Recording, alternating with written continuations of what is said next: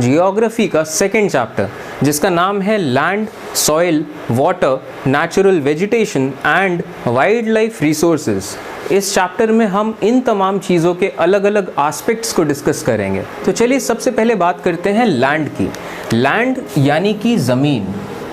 तो हमारी जो अर्थ है, हमारी पूरी अर्थ का जो सरफेस है यानी कि हमारे अर्थ की जो पूरी सतह है वो काफ़ी ज़्यादा अनइवन है। अनइवन यानी कि कहीं पे कहीं ज़्यादा ऊंची है, कहीं पे बहुत ज़्यादा गहराई है।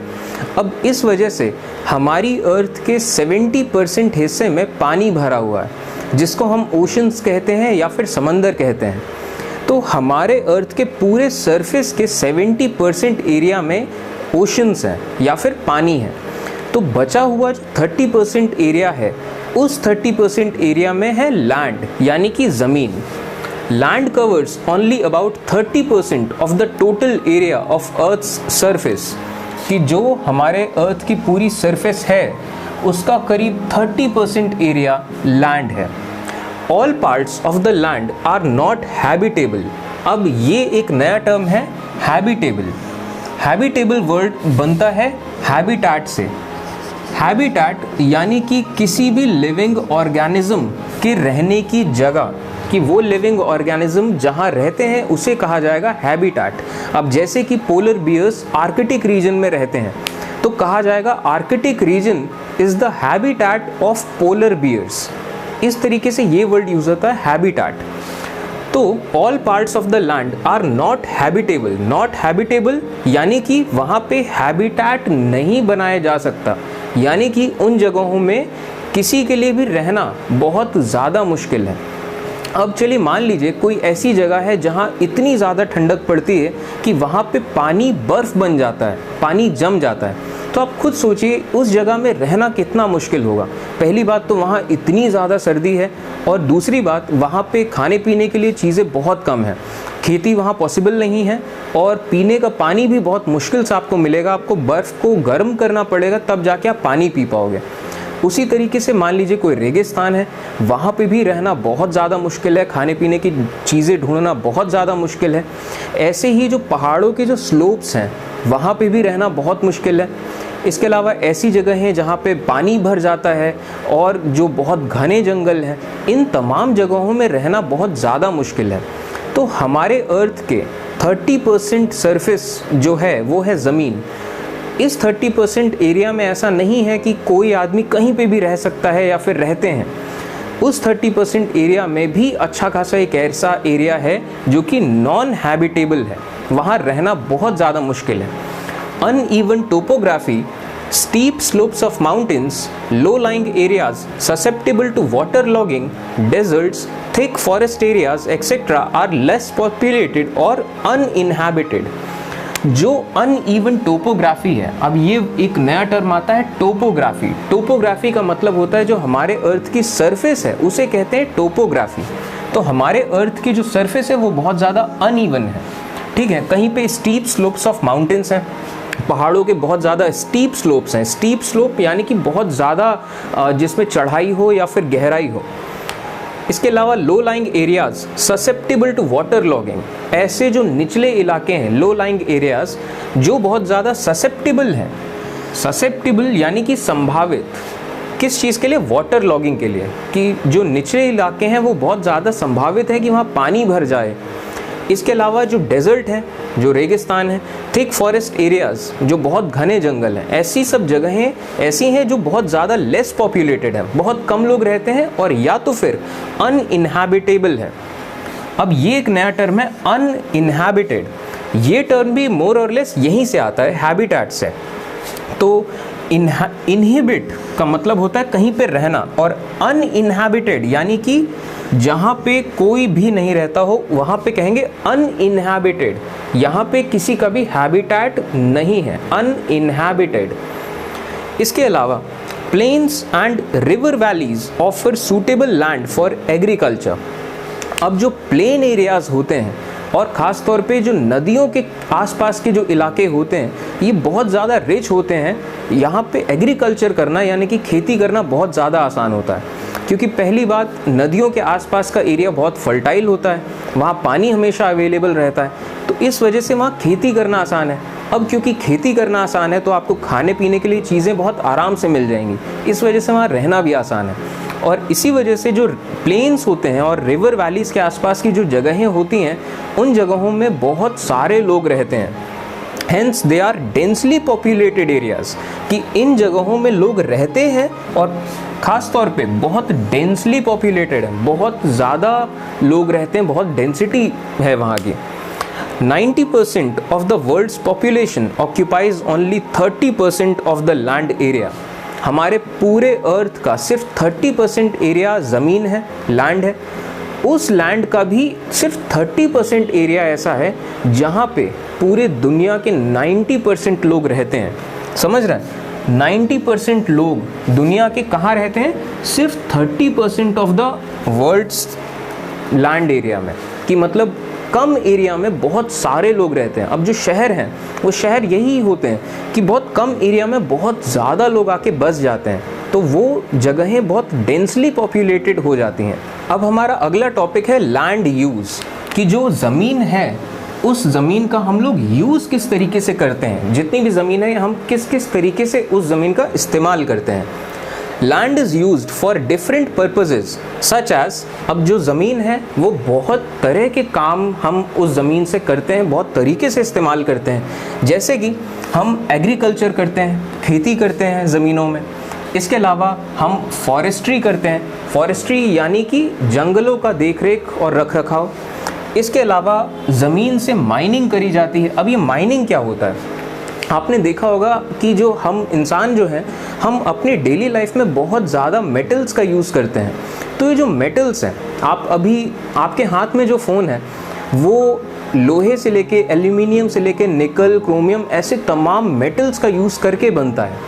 तो ये जो मेटल्स हैं पेड़ पे तो उगते नहीं हैं, लोहा पेड़ पे नहीं उगता है कि आप तोड़ लो। तो ये सब मेटल्स मिलते कहाँ हैं? ये मेटल्स होते हैं ज़मीन के नीचे, वहाँ खुदाई करी जाती है, उन मेटल्स को निकाला जाता है, तमाम तरह के प्रोसेसेस किए जाते हैं, तब जाके वो मेटल्स यूज़ कर सकते हैं हम लोग। तो उस पूरे प्रोसेस को, कि खदानों से उन मेटल्स को निकाला जाए, उसे कहते हैं माइनिंग। और इसके अलावा हम ज़मीन का यूज़ कैसे करते हैं? हम हाउसेस बनाने के लिए, रोड्स बनाने के लिए, इसके अलावा इंडस्ट्रीज़ लगाने के लिए हम बहुत तमाम तरीक़ों से, अलग अलग तरीक़ों से इस ज़मीन का यूज़ करते हैं। अब अगर ये सवाल उठता है कि अच्छा मान लीजिए कोई ज़मीन है, तो उस ज़मीन में आप बहुत कुछ कर सकते हो, तो ये कैसे डिसाइड किया जाए कि किस ज़मीन में क्या करना चाहिए? और या तो फिर मान लीजिए आपको कोई काम करना है, तो ये कैसे डिसाइड किया जाए कि किस ज़मीन में ये काम किया जाएगा? मान लीजिए आपको एग्रीकल्चर करना है, खेती करनी है, तो खेती तो आप किसी भी ज़मीन में कर सकते हो। तो कैसे डिसाइड किया जाए कि ज़्यादा बेटर तरीका क्या है? तो एक एक करके देखते हैं। तो मान लीजिए अगर खेती करनी हो किसी को, तो जाहिर सी बात है ऐसी जगह पे खेती करना ज़्यादा बेहतर है जहाँ की मिट्टी ज़्यादा फर्टाइल है, ज़्यादा उपजाऊ है। तो किसी ज़मीन का यूज़ किस किस तरीके से होगा, ये किन चीज़ों पे डिपेंड करता है कि वहाँ की मिट्टी कैसी है। मिट्टी अगर अच्छी है तो वहाँ एग्रीकल्चर किया जा सकता है, मिट्टी ख़राब है तो वहाँ एग्रीकल्चर नहीं कर सकते, और एग्रीकल्चर नहीं कर सकते तो फिर कुछ और काम कर सकते हैं। इसके अलावा मान लीजिए आपको एग्रीकल्चर करना है, उसके लिए आपको और क्या चाहिए? उस जगह का क्लाइमेट अच्छा होना चाहिए कि खेती करने के लायक हो, वहाँ पे वैसे पौधे उगाए जा सकें, वहाँ पे अवेलेबिलिटी ऑफ वाटर हो, वहाँ पानी हो, इस तभी आप खेती कर पाओगे। इसके अलावा जैसे आपको माइनिंग करनी हो, ठीक है, अब आपको खदानें बनानी है तो आप कहीं पे भी माइनिंग नहीं कर सकते। जहाँ पे मिनरल्स अवेलेबल होंगे, जहाँ पे खदान होंगी, आप वहीं पे माइनिंग कर सकोगे, ठीक है। तो ये सब तमाम फैक्टर्स होते हैं, ये सब फिज़िकल फैक्टर्स हैं जो कि डिटरमाइन करते हैं कि किस जगह का यूज़ किस तरीके से किया जाएगा। अगर बहुत उपजाऊ ज़मीन है तो वहाँ खेती करी जाएगी, उपजाऊ ज़मीन नहीं है तो वहाँ इंडस्ट्री लगाई जा सकती है, वहाँ पानी की अवेलेबिलिटी होनी चाहिए। ये सब तमाम फैक्टर्स हैं। Human factors such as population and technology are also important for land use pattern। इसके अलावा जो ह्यूमन फैक्टर्स हैं कि किस जगह पे कितने लोग रहते हैं, वहाँ की पॉपुलेशन कैसी है और वहाँ की टेक्नोलॉजी कैसी है, वहाँ के लोग टेक्नोलॉजी का किस तरीके से यूज़ करते हैं, ये फैक्टर्स भी डिटरमाइन करते हैं कि किस जगह को किस तरीके से यूज़ किया जा सकता है। अब हमारा अगला टॉपिक है प्राइवेट एंड कम्युनिटी लैंड। तो land can be classified on the basis of ownership, कि किसी भी ज़मीन का मालिकाना हक या फिर ओनरशिप किसके नाम पे है, ठीक है, वो ज़मीन किसकी है, इस लिहाज से भी आप ज़मीन को क्लासिफाई कर सकते हो, अलग अलग हिस्सों में बांट सकते हो। जैसे कि कुछ ज़मीनें जो होती हैं वो होती हैं प्राइवेट लैंड और कुछ ज़मीनें जो होती हैं वो होती हैं कम्युनिटी लैंड। अब इन दोनों में क्या फ़र्क है? Private land is owned by individuals. ये जो प्राइवेट लैंड होता है इसके जो मालिक होते हैं वो इंडिविजुअल्स होते हैं, यानी कि एक एक अकेले आदमी। अब जैसे मैं यहाँ पे अपने घर में ये वीडियो बना रहा हूँ तो ये घर मेरे पापा के नाम पे है, ये एक प्राइवेट लैंड है, ये ओन कौन करते हैं? एक इंडिविजुअल। और जबकि community land is owned by the community. जो कम्युनिटी लैंड होता है वो पूरी कम्युनिटी का होता है। अब जैसे मान लीजिए कोई कहीं पे तालाब है, कहीं पे कोई झील है, जो जंगल है, जो खाली पड़ी जगहें हैं, ये सब कम्युनिटी लैंड में आते हैं। जो प्ले ग्राउंड्स हैं, ये सब तमाम जगहें। और ये कम्युनिटी लैंड्स किस लिए बनाए जाते हैं? जिससे कि पूरी कम्युनिटी उस लैंड का यूज़ कर सके। अलग अलग तरीके से यूज़ किया जा सकता है, जैसे कि कलेक्शन ऑफ फॉडर। फॉडर यानी कि जो चारा दिया जाता है जानवरों को, कलेक्शन ऑफ फॉडर किया जा सकता है, collection of fruits and herbs, ये सब किया जा सकता है। तो इस तरीके से कम्युनिटी लैंड्स का यूज़ होता है। These community lands are also called common property resources। ये जो community lands होते हैं ये सबके लिए common property हैं। अब अगला मुद्दा उठता है depletion of land। Depletion का क्या मतलब होता है? Depletion का मतलब होता है किसी चीज़ का इस्तेमाल जब ज़्यादा होने लगता है तो उस चीज़ में कमी आने लगती है, तो उस चीज़ को कहते हैं डिप्लीशन, कि वो चीज़ डिप्लीट हो रही है, यानी कि उस चीज़ में अब कमी आ रही है, वो चीज़ कम पड़ रही है। तो depletion of land, people and their demands are ever growing but the availability of land is limited. अब वक्त के साथ पूरे दुनिया की पॉपुलेशन बढ़ रही है, लोग बढ़ रहे हैं और इसके साथ साथ लोगों की डिमांड्स भी बढ़ रही हैं। हर कोई चाहता है कि उसका घर हो, जिसके पास एक घर है वो चाहता है कि उसके पास 3 घर हों, 4 घर हों। हर जगह शहर बढ़ रहे हैं, रोड्स बननी है, हम तमाम सब नई नई चीज़ें यूज़ करते हैं, नए नए प्रोडक्ट्स बन रहे हैं, उन प्रोडक्ट्स को बनाने के लिए नई नई इंडस्ट्रीज़ लगाई जा रही हैं। तो जो ज़मीन का जो यूज़ है वो बढ़ता ही जा रहा है, घर बनाने के लिए, रोड्स बनाने के लिए, ब्रिजेस बनाने के लिए, इंडस्ट्रीज़ बनाने के लिए। लेकिन जो हमारी अर्थ है और हमारी अर्थ में जो हैबिटेबल लैंड है जहाँ रहा जा सकता है वो तो लिमिटेड है, वो तो अनलिमिटेड नहीं है। भगवान तो आके कहेंगे नहीं कि अच्छा यार अब इस ज़मीन से तुम्हारा काम नहीं हो रहा, लो एक और अर्थ ले लो, ऐसा तो है नहीं। तो लैंड लिमिटेड है लेकिन डिमांड बहुत ज़्यादा है चीज़ों की। तो होता क्या है, people start encroaching the common land. जो कॉमन लैंड है, जो छूटी हुई ज़मीनें हैं सब जगह, लोग उनको क्या करने लगते हैं? एनक्रोच करने लगते हैं। एनक्रोच यानी कि किसी ज़मीन का घेराव कर लेना और कब्ज़ा कर लेना उस पर और फिर उसको अपने हिसाब से यूज़ करना। अब जैसे मान लीजिए कोई कॉमन लैंड अगर अर्बन एरियाज़ के पास हो, अर्बन एरियाज़ यानी कि शहरों के आसपास, तो उस कॉमन लैंड का यूज़ क्या करने के लिए हो सकता है? वहाँ पे कमर्शियल एक्टिविटीज़ के लिए हो सकता है कि वहाँ शॉपिंग कॉम्प्लेक्स बन गया, बाज़ार बन गए, या तो फिर हाउसिंग कॉम्प्लेक्सेस के लिए कि वहाँ पे अपार्टमेंट्स बन गए, घर बन गए लोगों के। और अगर वो कॉमन लैंड, मान लीजिए जो खाली ज़मीन छूटी है, वो अगर रूरल एरियाज़ के पास है, रूरल एरियाज़ यानी कि गांव देहात के पास है, तो उन कॉमन लैंड्स का यूज़ किया जाता है एग्रीकल्चर के लिए, कि ज़मीन खाली छूटी है तो चलो यहाँ पे खेत बना दिया जाए, तो और वहाँ खेती शुरू हो जाती है। तो इस तरीके से जो कॉमन लैंड है वो कम पड़ने लगता है। अब अगर आपके दिमाग में ये बात आए कि यार जो ज़मीन छूटी हुई है वो अगर किसी काम आ रही है तो इसमें बुराई क्या है? उस ज़मीन में पहले कुछ नहीं हो रहा था, अब उस ज़मीन में घर बन गए हैं, बाज़ार बन गए हैं, खेत बन गए हैं, तो प्रॉब्लम क्या है? तो मैं आपको बताता हूँ, ये जितने भी कॉमन रिसोर्सेज हैं या फिर ये जितनी भी ज़मीनें खाली पड़ी हैं, मान लीजिए कोई नदी है, कोई झील है, कोई तालाब है, जो भी ज़मीन खाली पड़ी है, ये बहुत ज़्यादा ज़रूरी है नेचर में बैलेंस बनाने के लिए। हम सारे जंगल काट के शहर बनाते हैं तो हम एक चीज़ भूल जाते हैं कि शहरों का या फिर इस पूरे देश जो हम बनाते हैं नेशन स्टेट, उसका एक बहुत इम्पॉर्टेंट हिस्सा है वो ज़मीनें जो खाली रह गई। क्योंकि जो ज़मीन जो खाली है वहाँ जायज़ सी बात है कुछ टाइम के बाद पेड़ पौधे उग जाएंगे, वहाँ पे जानवर आके रहने लगेंगे, तमाम तरह के पंछी आके रहने लगेंगे। इसके बाद ये पेड़ पौधे पोल्यूशन कम करते हैं, एक कूलिंग इफ़ेक्ट प्रोड्यूस करते हैं। आसपास की जगहों में आप देख रहे हैं दुनिया गर्म होती जा रही है, ग्लोबल वार्मिंग हो रही है। इसके अलावा वो सॉइल की जो फर्टिलिटी है वो बरकरार रखते हैं। तो ये सब तमाम काम होते हैं। और एक बहुत ज़रूरी चीज़, जो भी ज़मीनें छूटती हैं, जो खाली पड़ी रहती हैं, ये अंडरग्राउंड वाटर रिचार्ज करने के लिए बहुत ज़्यादा ज़रूरी है। जो आसमान से बारिश होती है, वो बारिश जब खुली ज़मीन में पड़ती है तब वो ज़मीन उस पानी को एब्जॉर्ब करती है और वही पानी अंडरग्राउंड वाटर बनता है। और उसी अंडरग्राउंड वाटर से फिर लोगों के हैंडपम्प चलते हैं, कुओं में पानी आता है, और उसी अंडरग्राउंड वाटर से सबमर्सिबल लगा के आज पूरे शहर चल रहे हैं। हज़ारों लाखों लोगों का काम चल रहा है उस अंडरग्राउंड वाटर से। तो अंडरग्राउंड वाटर रिचार्ज हो सके, बारिश हो तो वो बारिश का पानी पहुंच सके अंडरग्राउंड, इसके लिए ज़रूरी है कि वो जगह हैं, वो ज़मीनें खाली हों। तो ये बहुत ज़रूरी चीज़ें होती हैं।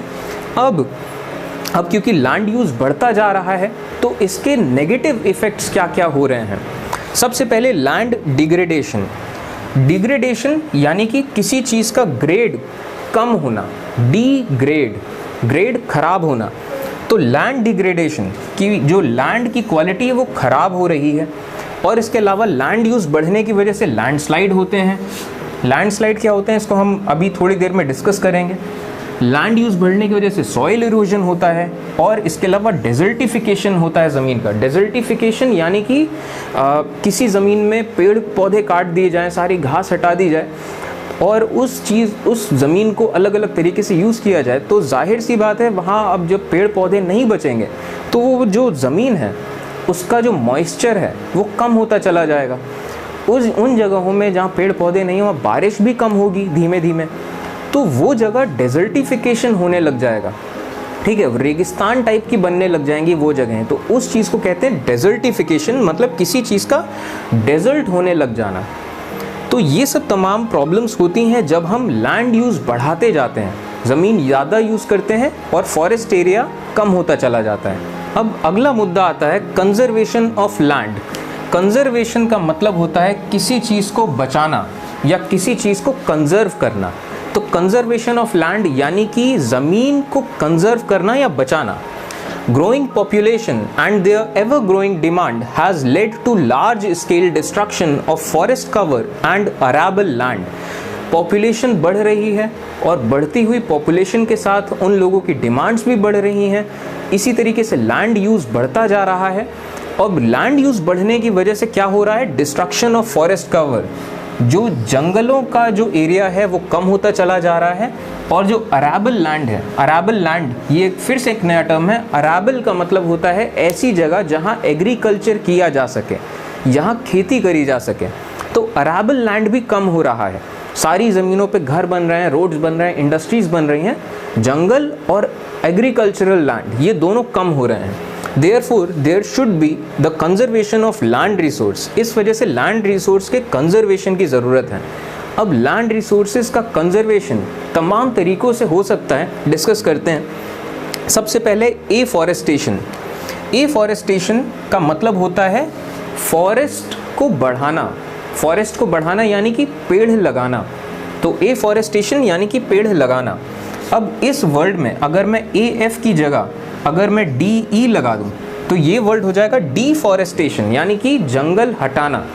जंगल कैसे हटते हैं, पेड़ काटने से। तो डिफॉरेस्टेशन यानी कि पेड़ पौधे काटना और एफॉरेस्टेशन यानी कि पेड़ पौधे लगाना। तो लैंड रिसोर्सेज बचाने के लिए आपको क्या करना है, एफॉरेस्टेशन, कि आपको पेड़ पौधे लगाने हैं। इसके अलावा लैंड रिक्लेमेशन।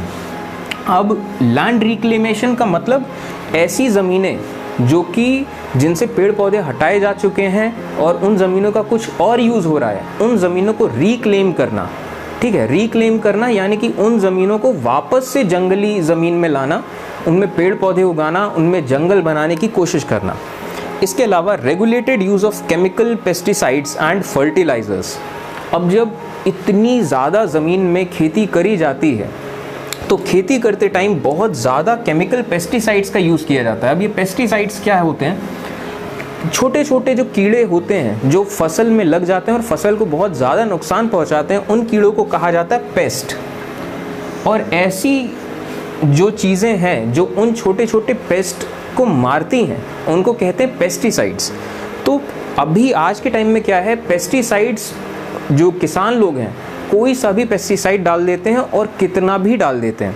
तो इस चीज़ में क्या लगना चाहिए? रेगुलेशन यानी कि कुछ हिसाब से होना चाहिए काम कि कौन से पेस्टिसाइड डालने हैं और कितना डालना है। और यही काम करना है फर्टिलाइज़र्स के लिए कि ज़मीन उपजाऊ हो। इस वजह से जो फर्टिलाइज़र डाले जाते हैं वो भी उनका भी रेगुलेटेड हो यूज़। और इसके अलावा चेक ऑन ओवर ग्रेजिंग। अब ओवर ग्रेजिंग से क्या होता है? ओवर ग्रेजिंग यानी कि चरना। ओवर ग्रेजिंग यानी कि ज़्यादा चरना। ज़्यादा चरने का क्या मतलब? अब जैसे जानवरों को छोड़ दिया जाता है कि आप घास चरो, तो उसमें होता क्या है, जब घास लगी होती है किसी भी ग्राउंड में तो घास की वजह से, पेड़ पौधों की वजह से वो ज़मीन को बांध के रखते हैं, उन पौधों की जड़ें। अब जब ओवर ग्रेजिंग होती है तो घास बहुत कम हो जाती है किसी भी लैंड में, और घास के कम होने की वजह से वो जो मिट्टी है वो फ्री हो जाती है, थोड़ी लूज़ हो जाती है। और जब मिट्टी लूज़ हो जाती है तो क्या होता है, हमारे जो ज़मीन है उस ज़मीन में जो सबसे फर्टाइल लेयर होती है वो होती है टॉप सॉइल, जो सबसे ऊपर होती है। अब जब पेड़ पौधे नहीं होते और घास नहीं होती तो वो सॉइल हो जाती है लूज़। तो वो जो सबसे इम्पॉर्टेंट फर्टाइल सॉइल है वो बारिश अगर आएगी तो वो पानी बहा ले जाएगा उसे, और इसके अलावा हवा जो चलेगी, हवा भी उस मिट्टी को बहा ले जाएगी, उड़ा ले जाएगी। तो उस तरीके से जो फर्टिलिटी होती है ज़मीन की वो कम हो जाती है। इस वजह से ओवर ग्रेजिंग नहीं करनी चाहिए। तो ऐसे ये सब तमाम ऐसे तरीके हैं जिससे कि हम अपने लैंड रिसोर्सेज को थोड़ा बचा सकते हैं। अब अगला टॉपिक है लैंड स्लाइड्स। लैंड यानी कि ज़मीन, स्लाइड यानी कि खिसकना। तो लैंड स्लाइड यानी कि ज़मीन का खिसकना। तो होता क्या है, जो पहाड़ी एरिया होते हैं उन पहाड़ी इलाकों में जब कोई अर्थक्वेक आता है, भूकंप आता है, या फिर बहुत ज़्यादा बारिश होती है, या फिर कोई वॉल्केनो फटता है, तो उन पहाड़ी एरिया में जो ऊपर की ज़मीन होती है वो खिसकते हुए नीचे की तरफ आती है, और उस ज़मीन के साथ बड़े बड़े पत्थर, चट्टानें, बहुत सारा मलबा, बहुत सारी मिट्टी नीचे आती है, और ये बहुत ज़्यादा डिस्ट्रक्टिव प्रोसेस होता है। और इस पूरी चीज़ को कहते हैं landslide. Landslides are simply defined as the mass movement of rocks, debris and earth down the slope. Landslide क्या होता है? मास मूवमेंट, बहुत ज़्यादा मूवमेंट। किन चीज़ों का? पत्थरों का और चट्टानों का, तमाम तरह के मलबे का और मिट्टी का। जब ये रॉक्स, डेब्रिस और अर्थ डाउन द स्लोप आते हैं, यानी कि जो स्लोप है माउंटेन का, ऊपर के स्लोप से नीचे की तरफ चीज़ें गिरती हैं, उसे कहते हैं landslide. They often take place with earthquake. जब पहाड़ों में अर्थक्वेक आते हैं यानी कि भूकंप आते हैं, इसके अलावा फ्लड्स, जब बहुत ज़्यादा बारिश होती है पहाड़ों में और उसकी वजह से बाढ़ आने लगती है पहाड़ों में, और या तो फिर जब कोई ज्वालामुखी फटते हैं या फिर वॉल्केनोस, उस टाइम पे लैंडस्लाइड आते हैं। अब जब लैंडस्लाइड्स आते हैं तो एक और चीज़ होती है, कई बार पहाड़ों के बगल से कोई नदी गुजर रही होती है तो और भी ज़्यादा प्रॉब्लम हो जाती है। अब जैसे कि मान लीजिए ये किसी पहाड़ का स्लोप है और इस पहाड़ के नीचे से एक नदी गुजर रही है। इस पहाड़ में ड्यू टू एनी रीज़न मान लीजिए लैंडस्लाइड हुआ तो बड़े बड़े पत्थर, बड़ी बड़ी चट्टानें, पूरा मलबा ऊपर से स्लोप के नीचे आएगा और मान लीजिए उस नदी के सामने आके गिर गया। तो अब इतनी बड़ी चट्टानें जब उस नदी के सामने आ जाएंगी तो पानी अपना रास्ता बदलेगा और वो नदी अपना रास्ता बदल के आसपास के इलाकों से होके गुजरने लग जाएगी। तो वहाँ आसपास जितने लोग रह रहे हैं, जो गांव हैं वहाँ पे, उन लोगों के लिए बहुत ज़्यादा दिक्कत हो जाती है। तो prolonged spell of rainfall can cause heavy landslide that can block the flow of any river for quite some time and cause havoc for the people around. अब जो प्रोलॉन्ग स्पेल ऑफ रेनफॉल है, prolong यानी कि बहुत लंबे time के लिए जब बारिश होती है पहाड़ों में, तो उससे हैवी लैंडस्लाइड हो सकता है।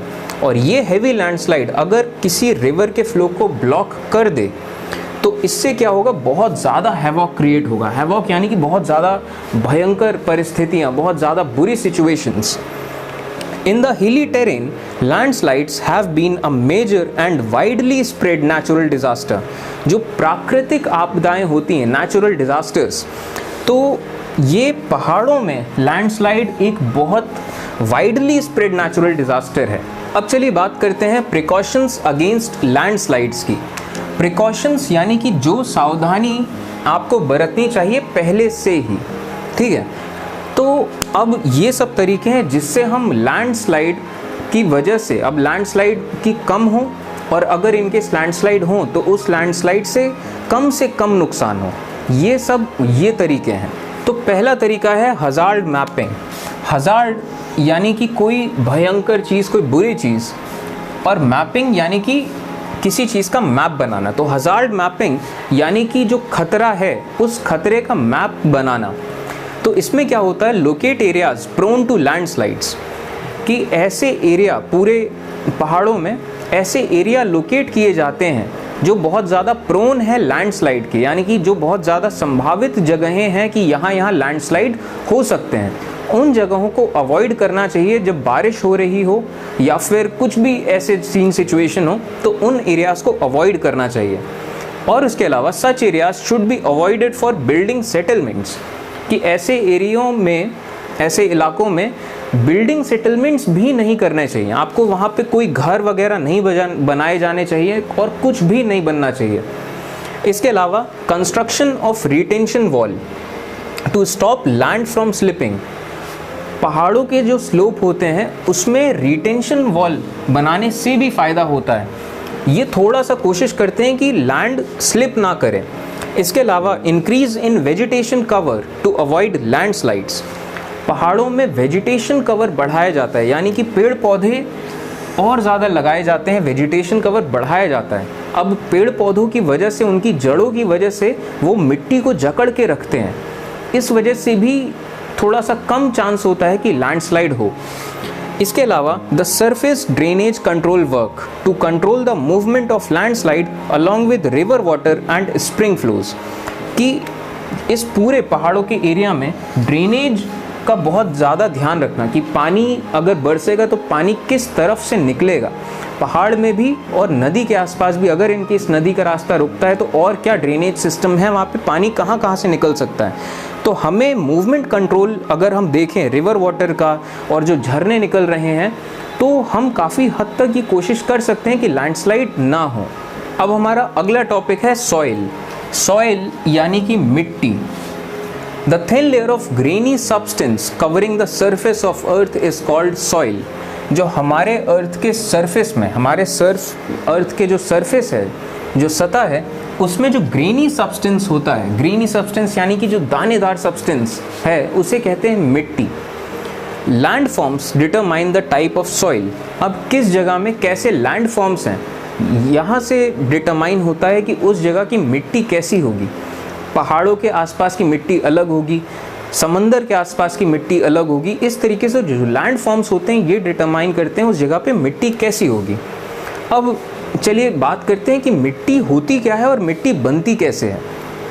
तो जो बड़े बड़े पत्थर होते हैं, चट्टानें होते हैं, इन पत्थरों में और चट्टानों में जब सैकड़ों सालों तक, हज़ारों सालों तक लगातार उनमें धूप पड़ती रहती है, वो गर्म होते हैं, फिर सर्दियों के टाइम में ठंडक होती है, वो ठंडे होते हैं, बारिश झेलते हैं, उसके अलावा उन पत्थरों चट्टानों में पेड़ पौधे भी उगाते हैं। तो इस वजह से सैकड़ों हज़ारों सालों के दौरान वो चट्टानें टूटती रहती हैं और उनसे छोटे छोटे टुकड़े निकलते रहते हैं, और वो टूटते टूटते वो टुकड़े और महीन होते जाते हैं। और इन सैकड़ों हज़ारों सालों के दौरान आप खुद सोचिए, इतने लंबे टाइम में ना जाने कितने जानवर मरते हैं इस ज़मीन में, ना जाने कितने इंसान मरते हैं, कितने पत्तियाँ और जो पेड़ पौधों के जितने सब हिस्से हैं वो सब इसी ज़मीन में होते हैं। तो इन छोटे छोटे टुकड़ों के साथ, पत्थरों के छोटे छोटे टुकड़ों के साथ, महीन टुकड़ों के साथ ये ऑर्गेनिक मैटर भी मिलता है। ऑर्गेनिक मैटर यानी कि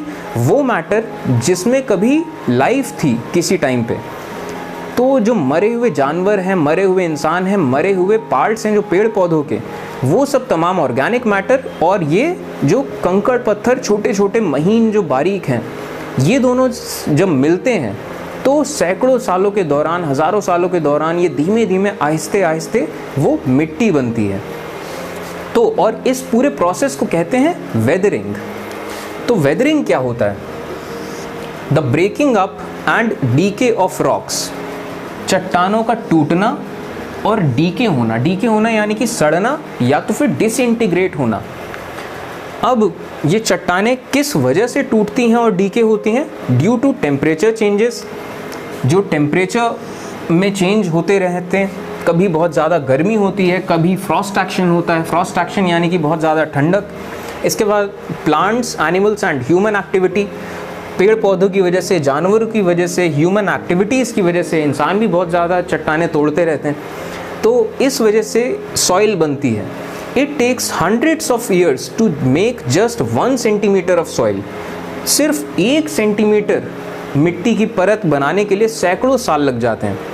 soil is made up of organic matter, minerals and weathered rocks. अब मिट्टी बनती किस किस चीज़ से है? ऑर्गेनिक मैटर, जो मिनरल्स होते हैं, और वेदर्ड रॉक्स, जो चट्टानों के छोटे छोटे महीन टुकड़े होते हैं। इन तमाम चीज़ों को मिला के बनती है मिट्टी। This happens through the process of weathering. ये जो प्रोसेस होता है, ये इस प्रोसेस को कहते हैं weathering. The right mix of minerals and organic matter make the soil fertile. जब किसी मिट्टी में सही अमाउंट ऑफ मिनरल्स होते हैं और इसके अलावा सही अमाउंट होता है ऑर्गेनिक मैटर का, तो ये चीज़ें सॉइल को क्या बनाती हैं? फर्टाइल। फर्टाइल यानी कि उपजाऊ। तो मिनरल्स और ऑर्गेनिक मैटर का जो प्रॉपर मिक्स है, ये चीज़ें सॉइल को फर्टाइल बनाते हैं। अब चलिए डिस्कस करते हैं फैक्टर्स ऑफ सॉइल फॉर्मेशन को, कि वो कौन कौन से फैक्टर्स हैं जो डिटरमाइन करते हैं कि किस तरह की मिट्टी बनेगी। तो सबसे पहला फैक्टर है पेरेंट रॉक, कि मिट्टी जो बन रही है उसका पेरेंट रॉक क्या है, यानी कि किस चट्टान के टूटने से वो मिट्टी बन रही है। अगर लाल पत्थर हैं, लाल चट्टानों के टूटने से मिट्टी बनेगी, वो लाल होगी। अगर किसी चट्टान में फॉस्फोरस कंटेंट ज़्यादा है तो उससे जो मिट्टी बनेगी उसमें भी फॉस्फोरस कंटेंट ज़्यादा होगा। तो कुछ चीज़ें होती हैं जो पेरेंट रॉक से आती हैं। पेरेंट रॉक क्या डिटरमाइन करता है कि मिट्टी का रंग कैसा होगा, मिट्टी का टेक्सचर कैसा होगा, और मिट्टी में मिनरल्स कौन से होंगे। ये सब तमाम चीज़ें डिटरमाइन करता है पेरेंट रॉक। इसके अलावा दूसरा फैक्टर है क्लाइमेट। क्लाइमेट डिटरमाइन क्या करता है? रेट ऑफ वेदरिंग, कि जो वेदरिंग हो रही है उसका रेट कितना होगा। मिट्टी बन रही है वो बहुत तेज़ी से बनेगी या धीमे धीमे बनेगी, ये डिटरमाइन करता है कि उस जगह का क्लाइमेट कैसा है। इसके अलावा organic material, it affects the rate of humus formation. मिट्टी में कितना ऑर्गेनिक मटेरियल है, ये इफ़ेक्ट करता है कि उस मिट्टी में कितना ह्यूमस है। क्योंकि ह्यूमस क्या होता है, वो भी एक तरीके से ये है कि ऑर्गेनिक मैटर को ही एक तरीके से ह्यूमस बनता है वो मिट्टी में। तो ऑर्गेनिक मैटर कितना है ये डिसाइड करता है ह्यूमस। इसके अलावा ज़मीन की टोपोग्राफी क्या है, ये डिटरमाइन क्या करता है? टोपोग्राफी ये डिटरमाइन करता है एक्यूमुलेशन ऑफ सॉइल। अगर जो थोड़े से निचले इलाके हैं वहाँ पे मिट्टी ज़्यादा जमा होगी, जो ऊंचे इलाके हैं, जो पहाड़ वगैरह हैं, वहाँ पे मिट्टी कम जमा होगी। तो ये टोपोग्राफी डिटरमाइन करता है एक्यूमुलेशन। एक्यूमुलेशन मतलब इकट्ठा होना, कहाँ पे मिट्टी कम इकट्ठा होगी, कहाँ पे ज़्यादा इकट्ठा होगी। और इसके अलावा टाइम, टाइम क्या डिटरमाइन करता है? थिकनेस ऑफ सॉइल प्रोफाइल, कि कितने टाइम से किसी जगह में वेदरिंग हो रही है, ठीक है, कि वहाँ की सॉइल प्रोफाइल ज़्यादा है या फिर कम है। तो ये सब तमाम फैक्टर्स हैं जो कि डिटरमाइन करते हैं सॉइल को। अब in India soils could be alluvial, black, red, laterite, desertic and mountain soil. अब हर जगह की मिट्टी अलग होती है। अगर दुनिया भर की बात तो छोड़िए, अगर सिर्फ इंडिया की बात करी जाए तो इंडिया में एलुवियल सॉइल होती है, ब्लैक सॉइल होती है, कुछ जगहों में रेड सॉइल होती है, लेटेराइट सॉइल होती है, डेजर्टिक और माउंटेन सॉइल। इतने तरह की सॉइल तो सिर्फ हमारे अपने देश में होती है। अब अगला टॉपिक है डिग्रेडेशन ऑफ सॉइल, यानी कि मिट्टी का डिग्रेड होना। कि मिट्टी किस तरीके से अपनी क्वालिटी ख़राब हो रही है मिट्टी की। तो मिट्टी के बारे में हमने देखा कि उसकी जो टॉप सॉइल होती है वही सबसे ज़्यादा फर्टाइल होती है। तो मिट्टी का ख़राब होना या डिग्रेड होने का क्या मतलब है?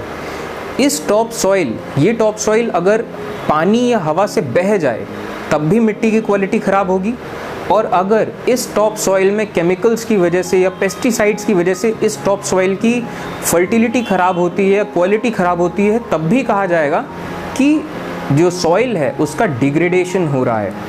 तो डिग्रेडेशन ऑफ सॉइल ये किस किस तरीके से होता है? सबसे पहला है डिफॉरेस्टेशन, यानी कि पेड़ पौधे जब हटाए जाते हैं, काट दिए जाते हैं, तो इसकी वजह से मिट्टी ख़राब होती है, क्योंकि पेड़ पौधे अब हट गए तो मिट्टी लूज़ हो जाएगी, मिट्टी लूज़ हो जाएगी तो पानी बहा ले जाएगा, हवा उड़ा ले जाएगी टॉप सॉइल, तो मिट्टी की क्वालिटी ख़राब होगी। इसके अलावा ओवरग्रेजिंग की वजह से भी वही होगा। अब मिट्टी जो हटती है इसे कहते हैं सॉइल इरोजन, ठीक है। इसके अलावा over use of chemical fertilizers and pesticides, कि फर्टिलाइजर्स और पेस्टिसाइड्स का ज़्यादा यूज़ करने की वजह से भी मिट्टी की क्वालिटी ख़राब होती है। रेन वॉश और फ्लड्स, कि जब बहुत तेज़ी से पानी बरस जाता है तो पानी बहते हुए टॉप सॉइल को ले जाता है साथ में। और इसके अलावा जो बाढ़ आती हैं, ये सब तमाम फैक्टर्स हैं जो कि लीड करते हैं किस चीज़ के लिए?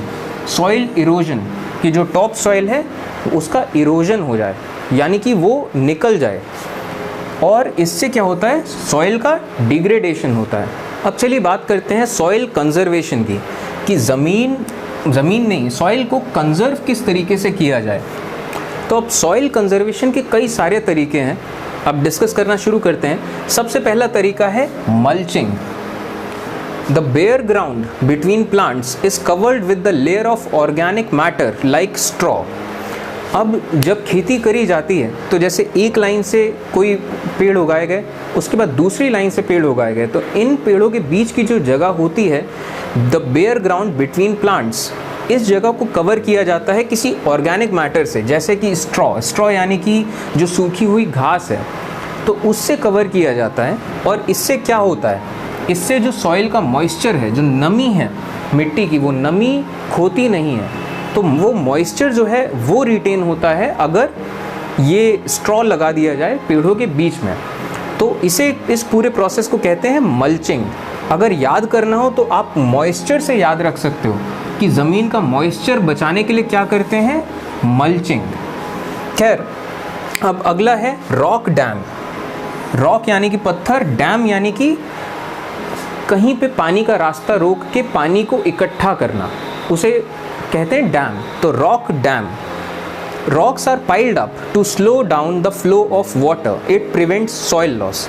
अब मान लीजिए कोई खेत है, बहुत तेज़ बारिश हो रही है, तो वो बारिश का पानी बहुत तेज़ी से बहेगा उस खेत से, तो टॉप सॉइल ले जाएगा। तो उसको रोकने के लिए क्या करें? रॉक डैम बनाएंगे। पत्थर लेकर जहाँ से भी पानी बहेगा वहाँ पत्थर लगा देंगे, तो पानी बहुत तेज़ी से नहीं बह पाएगा, धीमे धीमे बहेगा। और जब पानी धीमे धीमे से निकलेगा या फिर पानी इकट्ठा रहेगा तो टॉप सॉइल वहीं की वहीं रहेगी, वो बहकर चली नहीं जाएगी, ठीक है। अब इसके बाद अगला है इंटरक्रॉपिंग। इंटर यानी कि यहाँ पे दो या दो से ज़्यादा चीज़ें इन्वॉल्व हैं, और क्रॉपिंग यानी कि फसल लगाना या पौधे लगाना। तो इंटरक्रॉपिंग यानी कि दो या दो से ज़्यादा तरीके के फसल लगाना एक साथ। अब ऐसा क्यों?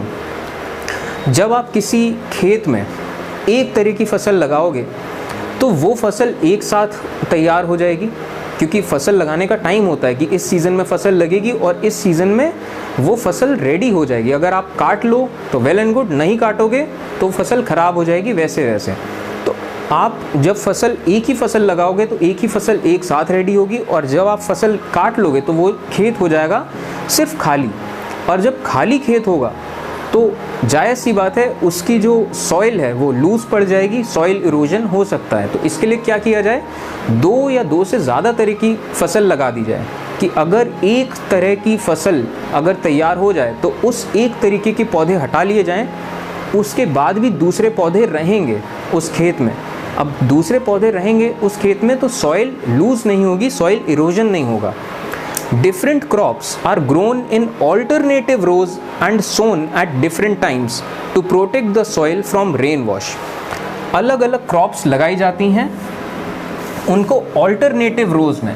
जैसे मान लीजिए आपने एक लाइन से गेहूँ बो दिया और दूसरे लाइन से आपने टमाटर बो दिया, समझ रहे हैं? अलग अलग फसल ऑल्टरनेटिव रोज़ में, एक रो किसी की दूसरी रो किसी की, इस तरीके से करा जाता है इंटरक्रॉपिंग। और इससे क्या होता है, सॉइल इरोजन रुकता है। अब अगला मेथड है टेरेस फार्मिंग। टेरेस का मतलब होता है छत और फार्मिंग यानी कि खेती। तो टेरेस फार्मिंग यानी कि आप एक तरीके से सीढ़ियाँ बना रहे हो किसी पहाड़ में। Broad flat steps or terraces are made on the steep slope so that the flat surfaces are available to grow crops. जो पहाड़ों के जो स्लोप्स होते हैं उन स्लोप्स को काट के फ्लैट करके आप सीढ़ी के जैसे उसमें खेत बना सकते हो और उसमें खेती कर सकते हो। ठीक, तो ब्रॉड फ्लैट स्टेप्स बनाए जाते हैं उन स्लोप्स को फ्लैट करके। This reduces the surface run of and soil erosion.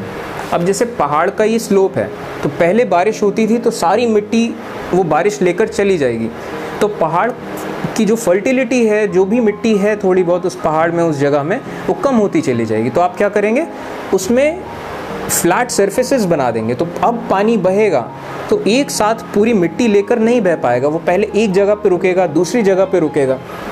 और इसके अलावा कंटोर बैरियर्स, अब ये एक नया टर्म है कंटोर। कंटोर का मतलब होता है किसी भी चीज़ की बाउंड्री।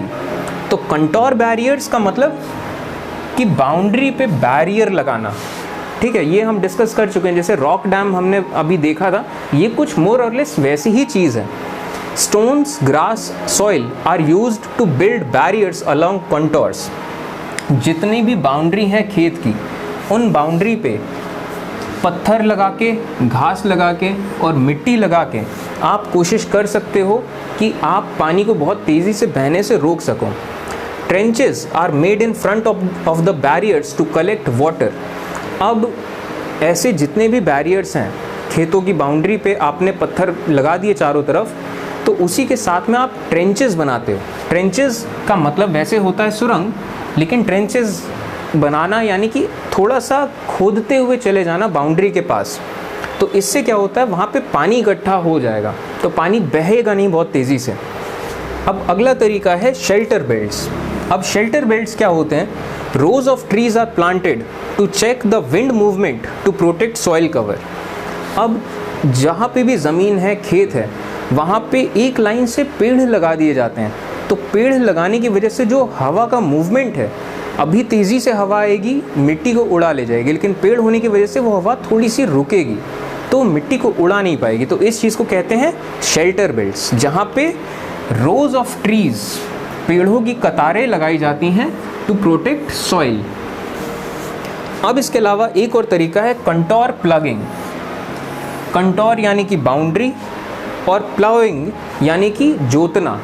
तो अब ये जो प्लाउइंग आपको करनी है, ploughing parallel to the contours of the hill slope to form a natural barrier for water to flow down the slope. जैसे कि मान लीजिए ये पहाड़ है और यहाँ पे एक खेत है, इसके बाद यहाँ पे भी एक खेत है और यहाँ पे भी एक खेत है, ठीक है, और ये खेत स्टेप्स में है पहाड़ के स्लोप पर। तो सबसे पहली बात, कॉन्टर क्या होता है, बाउंड्री।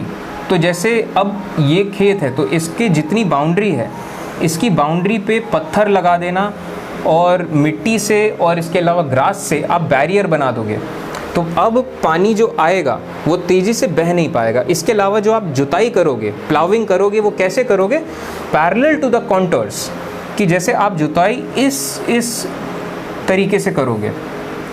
तो इससे क्या होगा, जब आप जुताई करोगे तो उस जगह में ज़मीन थोड़ा गड्ढे बनते चले जाते हैं ज़मीन में। तो जब अब पानी आएगा तो पानी इकट्ठा होगा इन जगहों पे और पानी का जो फ्लो है वो कम होगा, पानी इकट्ठा होगा तो मिट्टी को बहा नहीं ले पाएगा। तो आप खेती की जुताई ऐसे करने के बजाय आप ऐसे करोगे, समझ रहे हैं, ploughing parallel to the contours, कि आपको जुताई करनी है, प्लाविंग करनी है parallel to the contours of hill slope to form a natural barrier for water to flow down the slope. Ocean water is saline and not fit for human consumption. कि जो समंदर का पानी है ये सलाइन होता है, सलाइन यानी कि नमकीन यानी कि खारा.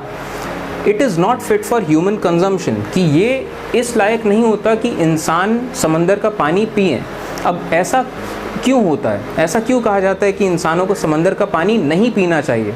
तो इससे रिलेटेड एक फ़न फैक्ट बताता हूँ मैं आपको. अगर कोई आदमी समंदर का पानी पीने लग जाए रेगुलर बेसिस पे तो कुछ ही दिन में उसकी मौत हो जाएगी.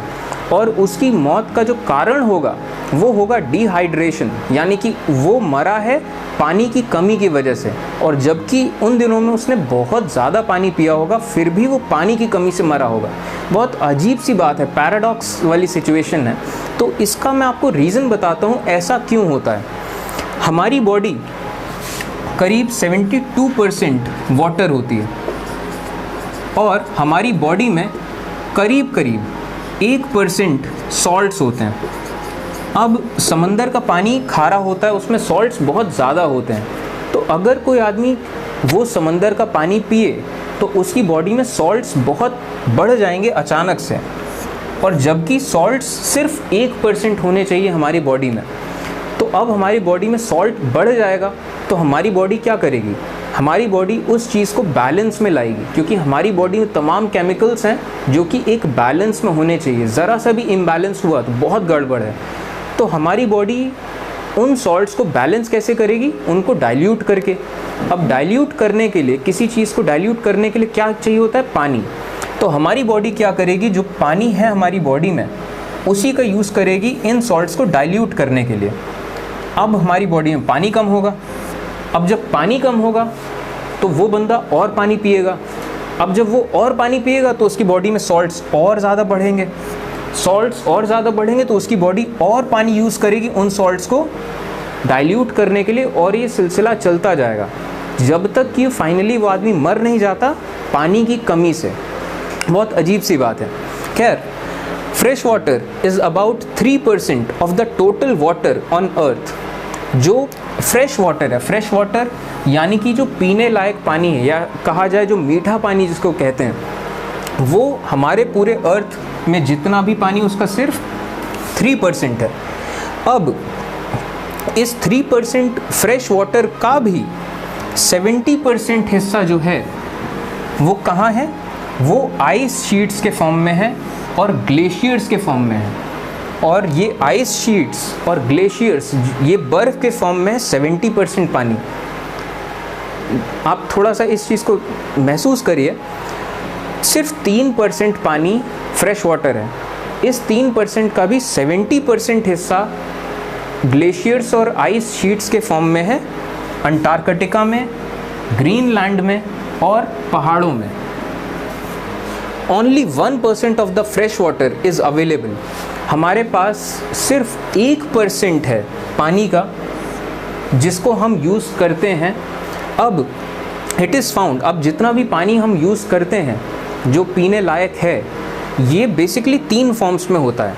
सबसे पहले ग्राउंड वाटर, जो ज़मीन के नीचे जो पानी होता है जिसको सबमर्सिबल पंप्स लगा के, मोटर पंप लगा के निकाला जाता है, वो होता है ग्राउंड वाटर. दूसरा होता है सरफेस वाटर.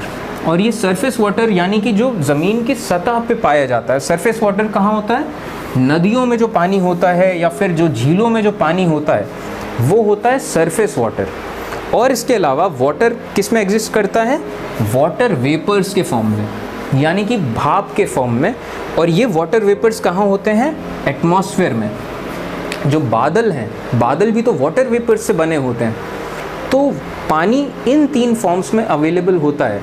एक तो अंडरग्राउंड वाटर जो ज़मीन के नीचे, एक सरफेस वाटर जो सतह पे है, जो ये नदियों में है, झीलों में है, और एक वाटर वेपर्स जो कि जिससे बादल बनते हैं. Fresh water is therefore the most precious substance on earth. Fresh water इस वजह से दुनिया का सबसे कीमती चीज़ है क्योंकि हम उसके बिना जी नहीं सकते, हमारे जीने के लिए ज़रूरी है और फ्रेश वाटर बहुत कम है.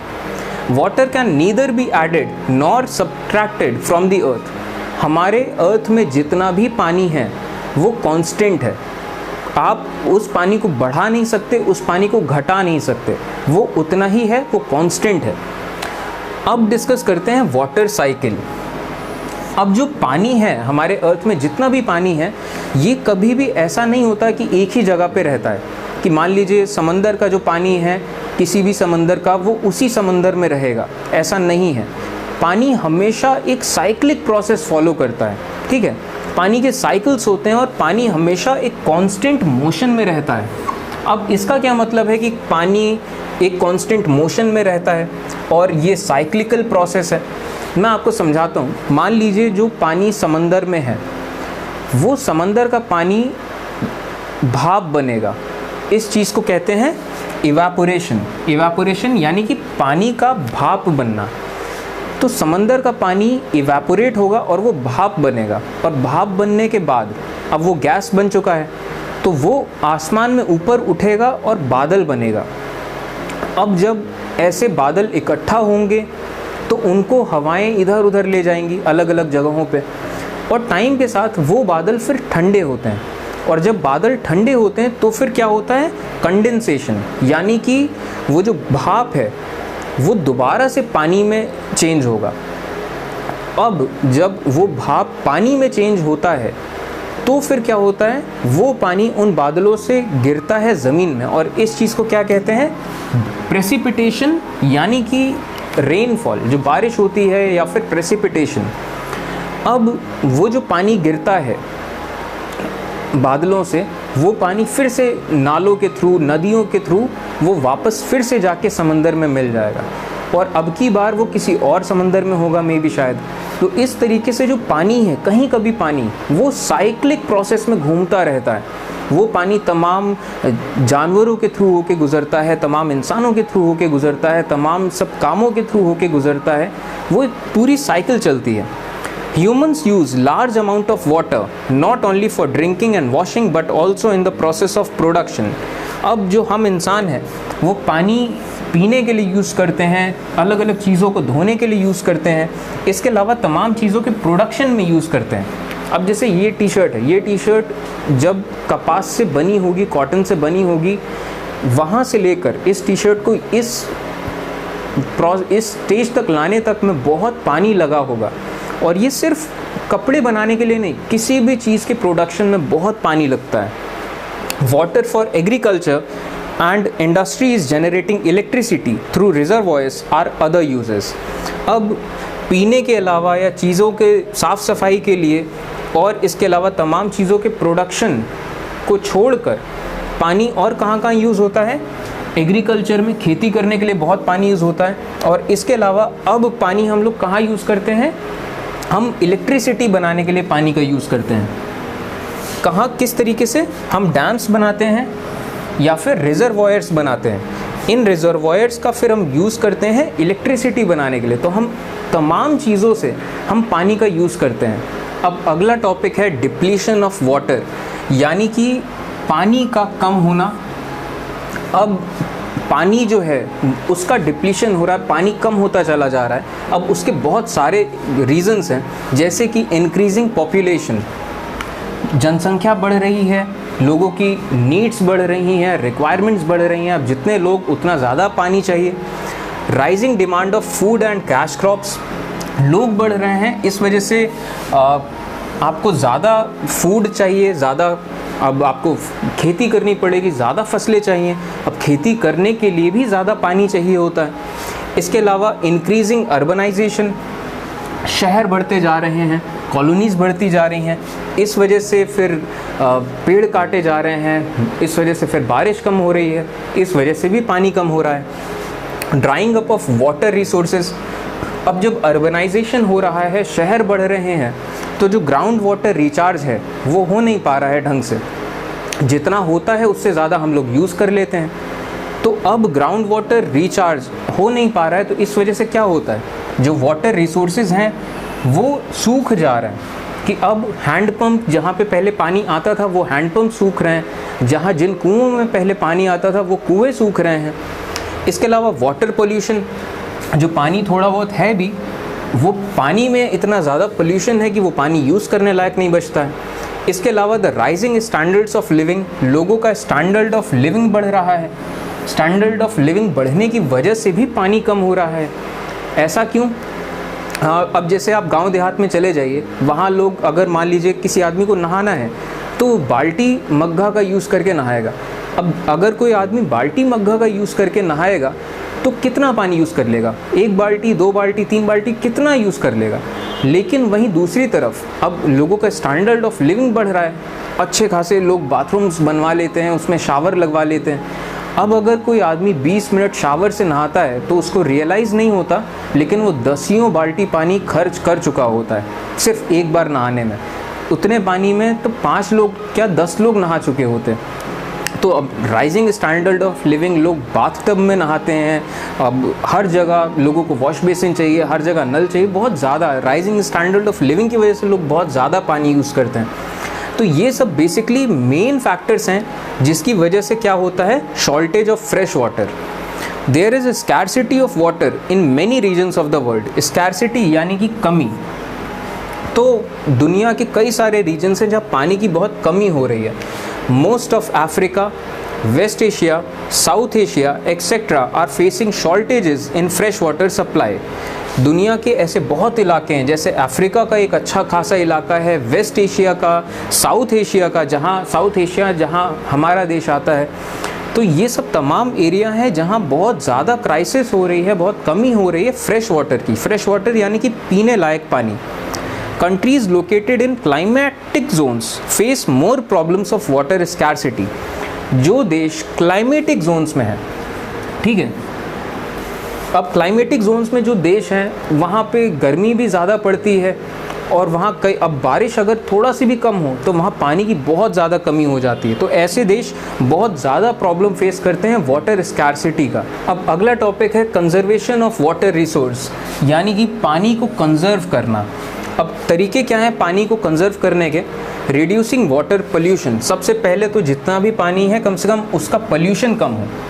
तो सबसे पहले रिड्यूसिंग वाटर पोल्यूशन। अब वाटर पोल्यूशन कैसे कम किया जाए?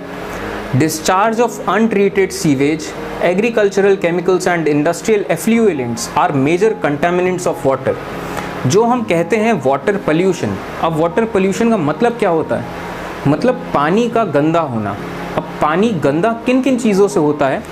पानी जिन चीज़ों से गंदा होता है उन्हें कहते हैं कंटामिनेंट्स ऑफ वाटर, यानी कि वाटर को कंटामिनेट करते हैं जो चीज़ें, पानी को जो गंदा करते हैं। Untreated sewage.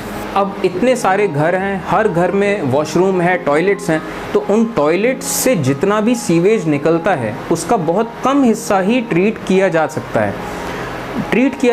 यानी कि उस गंदगी की सफाई करी जा सके और फिर उस चीज़ को फिर पानी को यूज़ किया जा सके तमाम चीज़ों के लिए। लेकिन वो बहुत कम हिस्सा है जिसका ट्रीटमेंट किया जा सकता है, वरना जितना भी सीवेज होता है वो अनट्रीटेड ही नदियों में डाल दिया जाता है। तो जो अनट्रीटेड सीवेज है ये बहुत बड़ा एक सोर्स ऑफ वाटर पोल्यूशन है। इसके अलावा जो एग्रीकल्चरल केमिकल्स हैं, जो केमिकल्स यूज़ किए जाते हैं, और जो इंडस्ट्रीज़ यूज़ करती हैं एफ्लुएंट्स। अब क्योंकि इंडस्ट्रियल वर्क जितना भी होता है वहाँ पे बहुत केमिकल्स वगैरह यूज़ किए जाते हैं, तो इंडस्ट्रीज से जो पानी निकलता है, जो गंदगी निकलती है, इन्हें कहते हैं एफ्लुएंट्स। तो जो इंडस्ट्री से एफ्लुएंट्स निकलते हैं, जो केमिकल्स निकलते हैं, जो घरों से अनट्रीटेड सीवेज निकलता है, ये सब तमाम क्या है? Contaminants of water. ये सब तमाम चीज़ें पानी के कंटामिनेंट्स हैं, उनको कंटामिनेट करते हैं पानी को। They pollute water with nitrates, metal and pesticides. अब ये सब तमाम चीज़ें पानी को क्या करती हैं? किन चीज़ों में पोल्यूट करती हैं?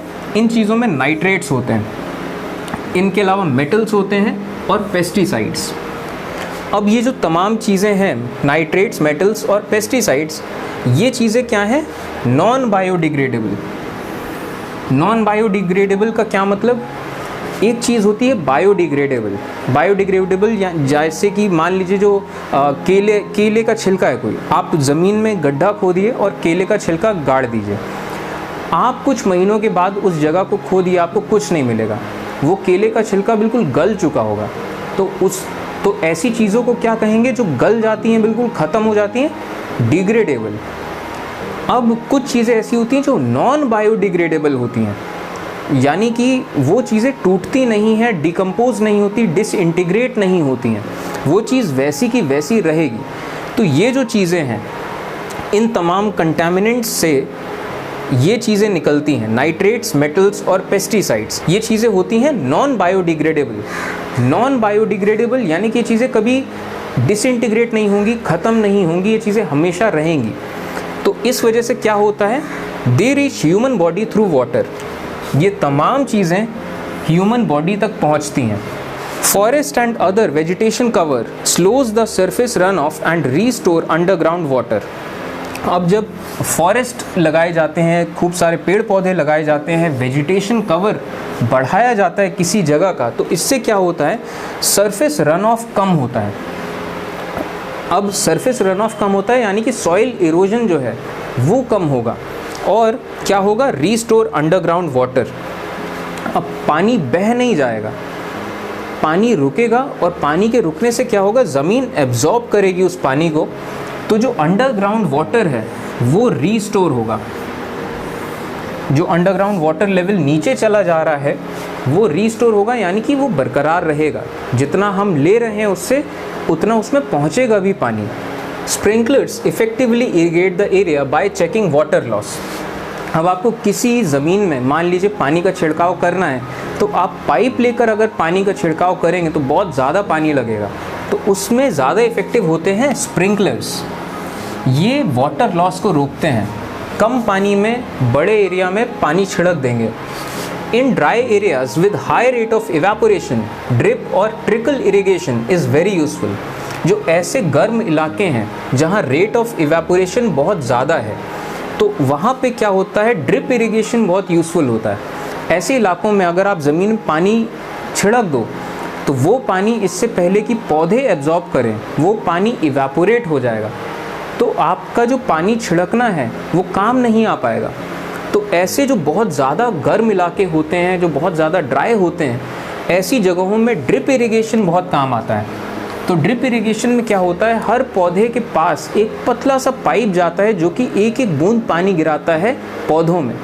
अब क्योंकि एक एक बूंद पानी गिर रहा है पौधे की जड़ में, तो इससे पहले कि वो पानी इवेपोरेट हो, वो पौधा उस पानी को एब्जॉर्ब कर लेगा। तो आपका जो पानी है वो पौधे तक पहुंचा है, रादर दैन कि दूसरी तरफ आपने क्या किया था, आपने ऐसे ही खेत में पानी डाल दिया था और वो पानी पौधे कम एब्जॉर्ब कर पाए थे, उड़ गया, ज़्यादा गया था। तो उसके कंपैरिजन में ड्रिप इरिगेशन ज़्यादा बेटर है। इसके अलावा water harvesting is another method to save surface water. जो वाटर हार्वेस्टिंग है, ये सरफेस वाटर को बचाने का बहुत अच्छा तरीका है। अब वाटर हार्वेस्टिंग होता क्या है, rain water harvesting is a process of collecting rain water from roof tops and directing it to an appropriate location. अब जब बारिश होती है तो सब लोगों की छत में पानी गिरता है, तो जो रूफ टॉप्स हैं उन सारी छतों से वो जो बारिश का पानी है उस चीज़ को इकट्ठा करना, कहाँ पे, किसी अप्रोप्रिएट लोकेशन में, where it is stored for future use.